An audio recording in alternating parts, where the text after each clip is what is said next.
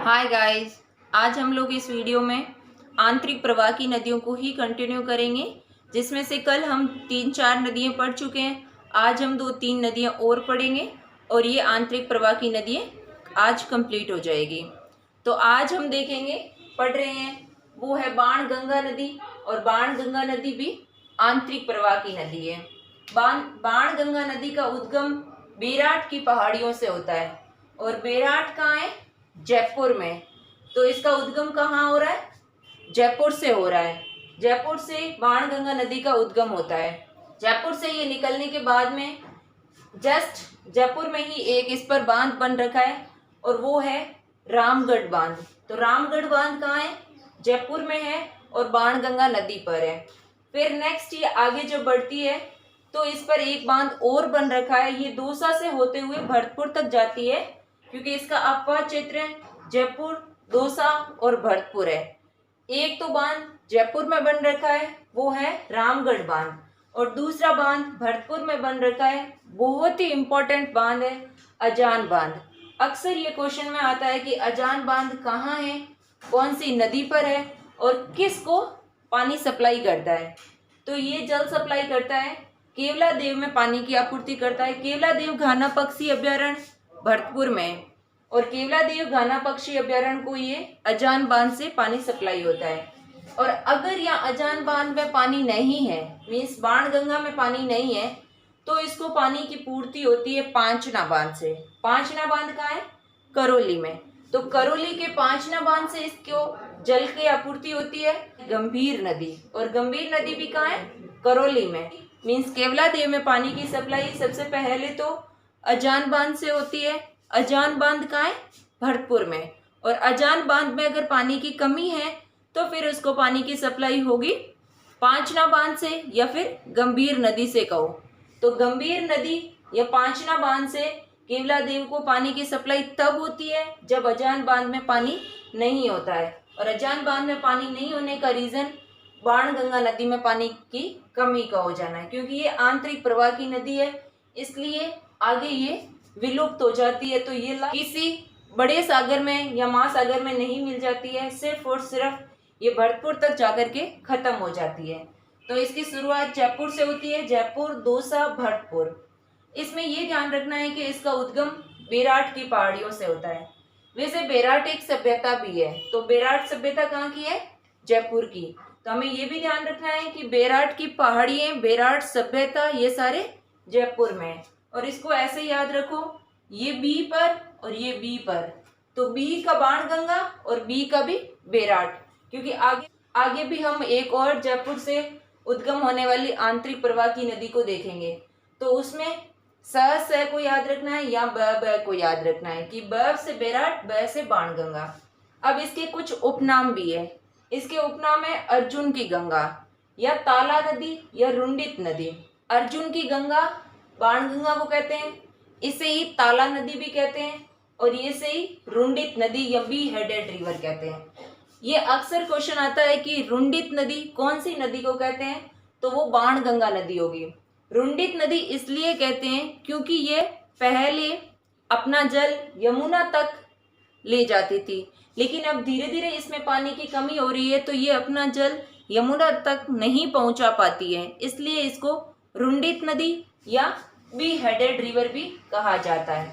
तो बाणगंगा में क्या क्या याद रखना है? बेराट की पहाड़ियाँ जयपुर, रामगढ़ बांध जयपुर, अजान बांध भरतपुर, जो कि केवला देव को जलापूर्ति करता है। और केवला देव में अजान बांध से पानी की प्राप्ति नहीं होती है, तो अपांचना बांध या फिर गंभीर नदी से होती है।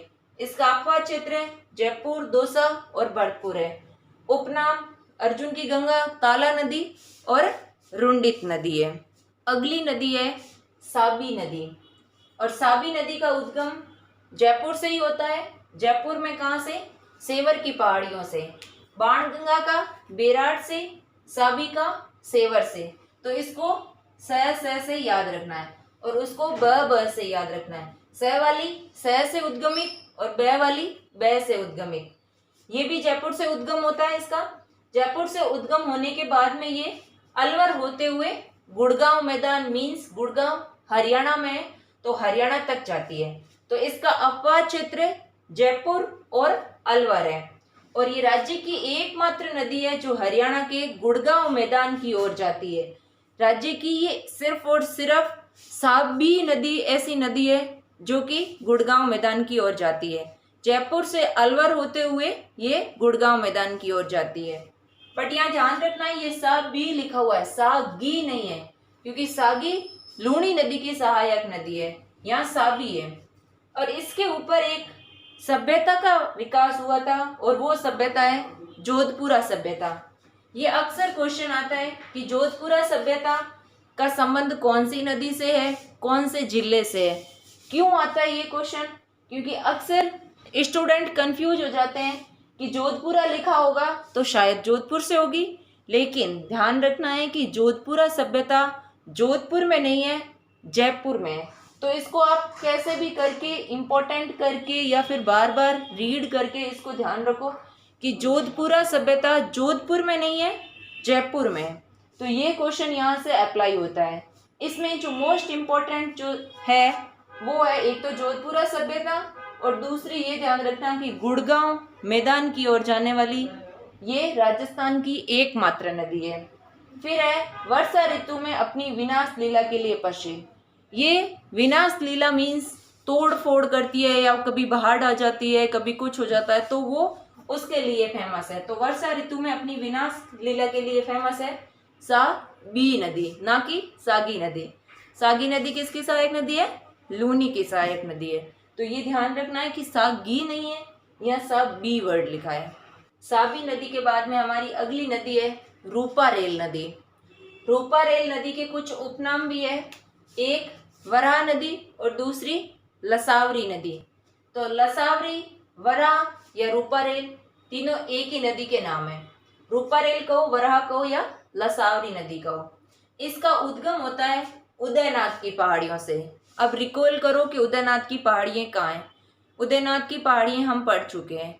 उदयनाथ की पहाड़ियाँ अलवर में, तो इसका उद्गम अलवर में होता है। अलवर के बाद में ये भरतपुर में चली जाती है। तो इसका अपवाद क्षेत्र सिर्फ और सिर्फ दो जिलों में, एक अलवर और दूसरा भरतपुर। यहाँ से इसका उद्गम होता है और यहाँ लास्ट चली जाती है। इस पर बीच में एक झील बन रखी है और वो झील है मोती झील। मोती झील कहाँ है? भरतपुर में। मोती झील का संबंध भरतपुर से है। और ये किस प्रकार की झील होगी? मीठे या खारे प्रकार की? आप इसका आंसर सोचने की कोशिश करो कि ये मीठे पानी की झील होगी या खारे पानी की झील होगी। ये किसी नदी पर बन रखी है, इसलिए ये सिंपल सा आंसर है कि ये मीठे पानी की झील होगी। अब मीठे पानी की झील है, इसका मतलब इसका जल तो कहीं ना कहीं सप्लाई होता होगा। तो इसका जल सप्लाई होता है लोहागढ़ फोर्ट को। लोहागढ़ फोर्ट को मोती झील से पानी प्राप्त होता है। तो ये भी बहुत इंपॉर्टेंट है कि Lohagarh fort, first question apply होता है कि लोहागढ़ फोर्ट है कहाँ, और सेकंड क्वेश्चन ये अप्लाई होता है कि लोहागढ़ फोर्ट को जलापूर्ति कौन सी झील से होती है। तो कौन सी झील होती है? मोती झील। इसको ऐसे याद रखो कि फोर्ट को जलापूर्ति करवा रही है। तो फोर्ट में क्या रहते हैं? राजा लोग, और राजाओं के पास में क्या हो गए? मोती जड़ित या फिर ऐसी कुछ चीजें, महंगी महंगी चीजें होगी। तो यहाँ भी ये महंगी है। एक तो महंगी नाम के कारण भी कह सकते हो कि मोती महंगी है, और जल सप्लाई कर रही है, इससे ज्यादा तो महंगी क्या हो सकती है। तो मोती झील का संबंध किससे? फोर्ट से है, और वो फोर्ट है लोहागढ़ फोर्ट। लोहागढ़ फोर्ट भरतपुर। इसके बीच में एक लिंक भी है, मतलब यहाँ से यहाँ तक पानी पहुँचाने के लिए किसी न किसी लिंक की तो जरूरत पड़ेगी। तो वो लिंक है सुजान गंगा लिंक। तो इसका नाम याद रखना है, सुजान गंगा लिंक। लोहागढ़ फोर्ट का निर्माण किसने करवाया था? ये एक क्वेश्चन है आपके लिए। ये क्वेश्चन है कि लोहागढ़ फोर्ट का निर्माण किसने करवाया था। मोती झील को भरतपुर जिले की जीवन रेखा कहा जाता है। जीवन रेखा, जितना भी पानी भरतपुर को चाहिए वो सारा इससे, मोती झील से सामान्यतः अवेलेबल हो जाता है, इसलिए इसको जीवन रेखा के रूप में जानते हैं। अब लोहागढ़ दुर्ग का निर्माण सूरजमल ने करवाया था। इसका आंसर है लोहागढ़ दुर्ग का निर्माण सूरजमल ने करवाया। इसमें जो मोस्ट इम्पोर्टेंट है, एक तो इसका नाम ध्यान रखना है, एक इसका उद्गम ध्यान रखना है, और तीसरा मोती झील बहुत ही इंपॉर्टेंट है, ये ध्यान रखना, सुजान गंगा एंड लोहागढ़, ये वर्ड्स याद रखना। अगर ये वरहा और लसावरी नदी नहीं भी याद हो तब भी चलेगा, लेकिन कोशिश करो कि सिर्फ और सिर्फ आपको इतना ही मटेरियल दिया जा रहा है तो इसमें वरहा और लसावरी भी याद कर लो।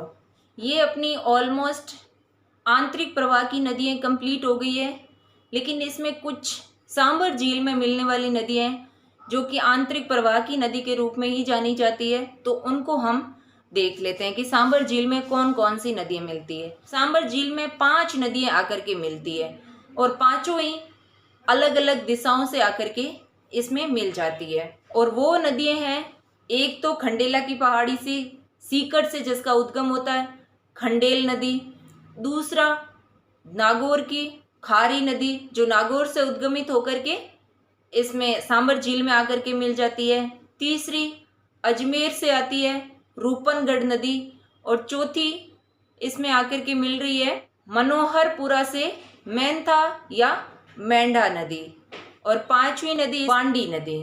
तो बांडी, खारी, रूपनगढ़, मेंथा या मेंढा और खंडेल नदियाँ, ये 5 नदियाँ सांबर झील में आकर के अपना जल डाल देती है। तो इन 5 नदियों को भी ध्यान रखना है। सबसे पहली है मेंढा या मेंथा जो मनोहरपुर पहाड़ी जयपुर से निकलने वाली है, देन खारी नागौर, देन बांडी, देन खंडेल खंडेला की पहाड़ी सीकर से, और रूपनगढ़ नाग पहाड़ी अजमेर से। ये 3 तो 2 अक्षर की नदियाँ हैं, मेंथा 2, खारी 2, बांडी 2। खंडेल 3 अक्षर की नदी है, 2 के बाद 3 आएगा, और 5वीं है तो 5 अक्षरों की नदी है। आप जैसे भी इनको याद करो, इनको याद कर लेना, क्योंकि सांबर झील में गिरने वाली नदियाँ एग्जाम में पूछी जाती है। मेंथा या मेंढा, खारी, बांडी, खंडेल और रूपनगढ़। ये सपोज सांबर झील है, तो इस सांबर झील में इस प्रकार से ये नदियाँ आकर के मिल रही है, इसलिए सांबर झील को अभिकेंद्रीय नदी प्रतिरूप के रूप में जाना जाता है। अभिकेंद्रीय का मतलब होता है कि सारी नदियों का, या फिर अभिकेंद्र का अर्थ ये होता है कि जो भी बाहर का फोर्स है वो अंदर आके किसी एक जगह इकट्ठा हो जाए, उसे तो अभिकेंद्र कहते हैं। और दूसरा होता है अपकेंद्रीय, तो अप का मीन्स बाहर जाना, ऐसे तो अप, और अभी मीन्स पास में आना। तो यहाँ क्या हो रहा है, ये सांबर है तो इसमें सारी पास में आ रही है, इसलिए सांबर को तो अभिकेंद्रीय नदी प्रतिरूप के रूप में जानते हैं। लेकिन अगर ऐसे नदी बाहर चली जाती तो फिर उसे अपकेंद्रीय नदी प्रतिरूप के रूप में जानते, पर सांबर अभिकेंद्रीय है। ये अपनी आंतरिक प्रवाह की नदियाँ कंप्लीट हो गई है। अब नेक्स्ट हम बंगाल की खाड़ी की नदियों को देखेंगे। Thank you.